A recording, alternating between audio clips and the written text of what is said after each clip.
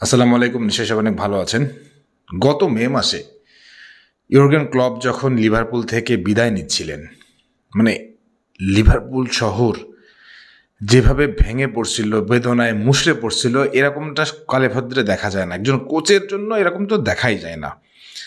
এখন এরকমটা হওয়ার অনেক কারণ ছিল। ইনফ্যাক্ট কারণ ছিল বলতে অনেকগুলো কারণ ছিল। সবচেয়ে বড় ব্যাপার হচ্ছে 3 দশক পরে প্রিমিয়ার লিগে শিরোপা জিততে পেরেছিল লিভারপুল ক্লপের হাত ধরে। তো সেই কোচকে যখন হারাই ফেলতেছে লিভারপুল সমর্থকরা একটু তো আবেগ আপ্লুত বা কষ্ট পাবেনি, এটা স্বাভাবিক ছিল। তো ওইটাকে আমি অস্বাভাবিকভাবে দেখছি না। কিন্তু মজার ব্যাপারটা হচ্ছে যখন ক্লব চলে গেলেন তখন আর্নে স্লটকে যখন দায়িত্ব দেওয়া হইলো, তো ওই জায়গাটাই কেউই এটা মানতে পারছিল না যে আর্নে স্লট দায়িত্বটা নিয়ে কি করতে পারবে। কারণ এই ডাচ কোচের তেমন কোনো মানে ওই রকম কোনো মুনশিয়ানা বা ব্যক্তিগত কোনো নৈপুণ্য বা ব্যক্তিগত কোনো অর্জন ওই রকমভাবে নাই। সো সেই জায়গাটা থেকে সবাই চিন্তা করছিল যে ক্লপের জায়গায় আর্নে স্লট হয়তো পারবেন না, এবং অনেকেই তো শুরু থেকেই তার শেষটা দেখে ফেলছিল। আমি ব্যক্তিগতভাবেই মনে করছিলাম যে ক্লপের যোগ্য উত্তরসূরি হওয়ার ক্ষমতা আর্নে স্লটের নাই। কিন্তু মজার ব্যাপারটা হচ্ছে যে এই মৌসুম শুরু হতে না হতেই সে ভুলটা ভেঙে গেল। এখন পর্যন্ত 25 ম্যাচে 21টা জয়। Unbelievable, just unbelievable. এবং এতটাই এতটাই মানে স্বস্তিদায়ক ব্যাপার যে এখানে তিনি অনেকগুলো ট্যাকটিক্স খাটাচ্ছেন, এবং মজার ব্যাপারটা হচ্ছে মোহাম্মদ সালাহকে তিনি আগের রূপে ফেরাই নিয়ে আসছেন। That is fantastic. মোহাম্মদ সালাহকে আগের রূপে ফেরাই নিয়ে আসাটা জরুরি ছিল।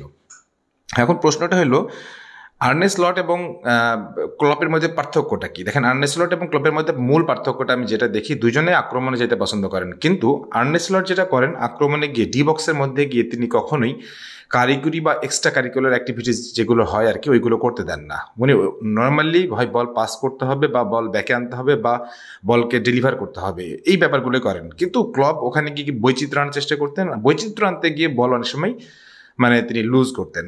তো ওই জায়গাটা আর্নে স্লট কিন্তু একটা ভালো ভূমিকা রাখছেন, এই কৌশলটা তিনি খাটাচ্ছেন। এবং সবচেয়ে মজার ব্যাপার আমার কাছে যেটা ভালো লাগে সেটা হচ্ছে যে আমি অনেকটা মানে জার্মানি জাতীয় দলের মতন একটু ফলো করি যে এই লিভারপুলের এই বর্তমানে স্টাইলটাকে।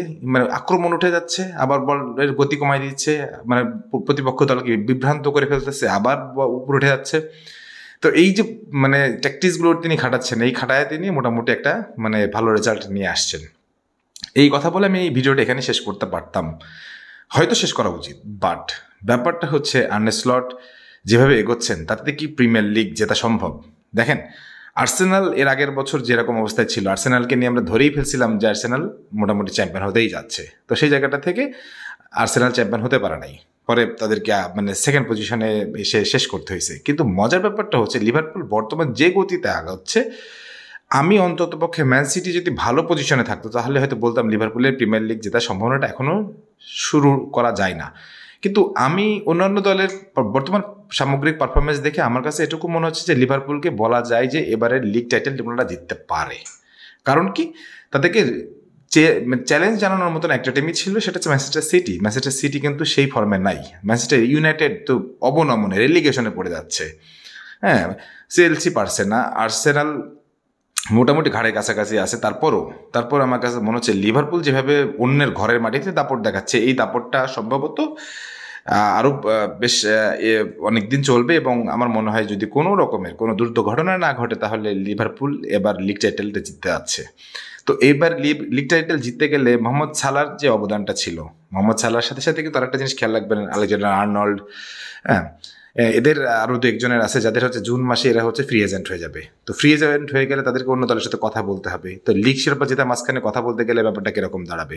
তো এসব নিয়ে যখন তাদেরকে প্রশ্ন করা হয়েছে, তারা বলছে তারা আসলে লিগ শিরোপাটা নিয়েই কথা বলতে যাচ্ছে। ইনফ্যাক্ট মোহাম্মদ সালাহকে তো এর আগের বছরই খারাপ ফর্মের জন্য সৌদি লিগে বিক্রি করে দেওয়ার চিন্তা করছিল লিভারপুল। সেখান থেকে মোহাম্মদ সালাহ ফেরত আসছে, সেখান থেকে মোহাম্মদ সালাহ দুর্দান্ত করতেছেন, গোল করতেছেন, করাইতেছেন। Overall this Liverpool is just সালাময়। আমার কাছে মনে হচ্ছে সালাহ আসলে একদম ফ্যান্টাস্টিক একটা লেভেল প্লেইংয়ে আছে।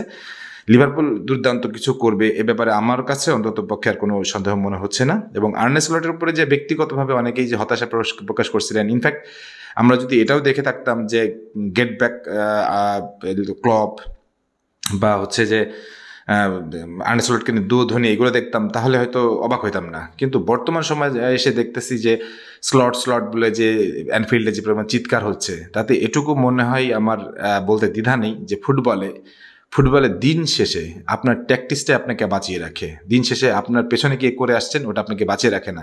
যদি ওটাই বাঁচিয়ে রাখতো তাহলে ম্যানচেস্টার সিটি পেপ গার্ডিওলা এই বছরে এত ভরাডুবির মধ্যে পড়তেন না। দিন শেষে আপনি ফুটবল কি কেমন খেলছেন, ওই দিন কেমন খেলছেন, এটাই হচ্ছে একটা কোচ এবং একটা ক্লাব এবং একটা খেলোয়াড়কে বাঁচিয়ে রাখে।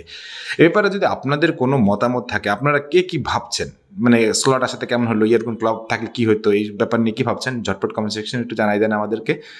সবাই ভালো থাকেন, সুস্থ থাকেন, আল্লাহ হাফিজ।